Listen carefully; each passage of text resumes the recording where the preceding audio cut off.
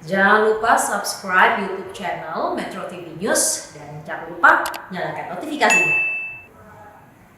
Pemirsa, saat ini kita sudah terhubung dengan Direktur Operasional Puskopaska Kolonel Laut Johan Wahyudi. Selamat malam Pak Johan. Selamat malam. Ya, Pak Johan, sejak pagi hingga siang tadi pencarian dihentikan sementara karena kondisi cuaca yang buruk. Bagaimana dengan kondisi sampai malam hari ini? Apakah sudah memungkinkan untuk kembali dilakukan pencarian? Ya, baik. Saat ini saya berada di posko dari para penyelam, tempatnya di Tanjung Kait. Itu jaraknya sekitar 3,5 nautical mile dari titik pencarian, yaitu di KRI, di perairan sekitar KRI Rigel. Memang sejak tadi pagi itu cuaca memang agak gelap ya tepatnya. Namun demikian kami sebelum jam 7 itu sudah standby di titik pencarian untuk menindaklanjuti temuan yang kemarin, yaitu berupa underwater acoustic beacon yang merupakan salah satu bagian dari CVR.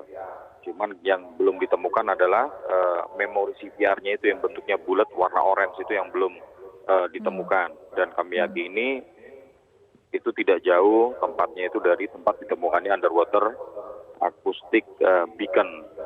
Nah, jam 7 itu kami sudah masuk ke titik pencarian itu di situ.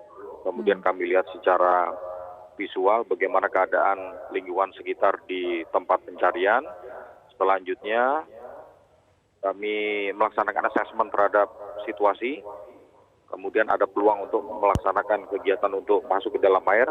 Nah, kami turunkan penyelam, selanjutnya mencari di kedalaman 17 meter di sekitar tempat titik ditemukannya underwater acoustic beacon.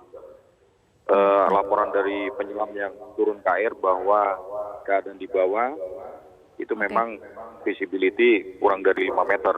Jadi mereka mencoba semaksimal mungkin untuk mencari benda-benda yang bisa itu. Ya, kami harus tahan dulu perbincangannya karena kita akan segera ikuti kumandang azan maghrib berikut ini. Pemirsa, kita akan lanjutkan kembali perbincangan masih bersama Direktur Operasional Puskopaska Kolonel Laut Johan Wahyudi. Pak Johan, kemarin FDR atau bagian dari black box sudah berhasil ditemukan dan juga kemudian diangkat. Bagaimana kronologis dari penemuan dan juga pengangkatan FDR ini kemarin? Ya, baik. Jadi yang akan kami ceritakan itu adalah penemuan untuk yang underwater acoustic beacon ya, underwater acoustic beacon. Jadi satu bagian yang ditemukan oleh tim Kopaska itu adalah underwater acoustic beacon. Itu pada saat penyelaman sekitar di titik pencarian itu sekitar pukul 14.50.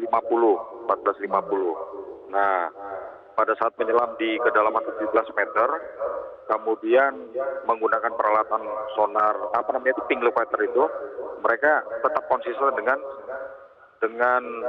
tik yang dipancarkan dari underwater acoustic beacon tersebut.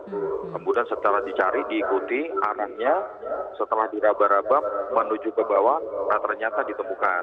Tapi yang diketemukan itu adalah yang bentuknya silinder kecil seperti baterai.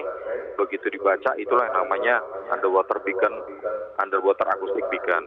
Kemudian dibawa ke atas, dibawa ke KRI Rigel, selanjutnya konfirmasi kepada petugas KNKT yang ada di KRI Rigel. Kami tanyakan di situ, Pak, apakah ini bagaimana Pak, ini peralatan yang seperti ini? Kemudian sampaikan, Pak, ini confirm Pak, ini adalah underwater acoustic beacon, merupakan salah satu bagian dari CVR. Tapi CVR-nya yang belum ketemu, yang bulat, yang warna orange itu. Demikian, Mbak. Oke, dengan kondisi cuaca yang sepanjang hari ini kemudian tidak begitu baik, apakah nantinya akan ada strategi pencarian yang berbeda menyesuaikan dengan kondisi dan juga di lapangan, Pak Johan? Ya, baik. Jadi kondisi pagi ini, sebelum pukul 07.00 itu kita tiba di titik pencarian. Kita berangkat dari Tanjung Kait itu sekitar pukul 6.00 ya. Terus kemudian sebelum 07.00 itu kita tiba di KRI Rigel. Terus kemudian kita melaksanakan briefing sementara. Setelah itu baru kita melaksanakan peninjauan ke titik pencarian.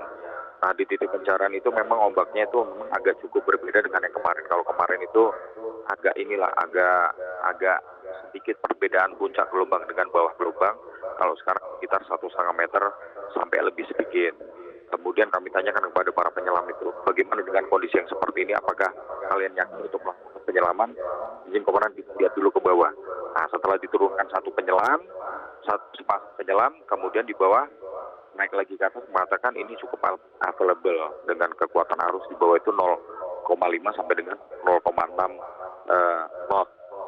Artinya masih di bawah 5 knot untuk kecepatan arus di bawah permukaan.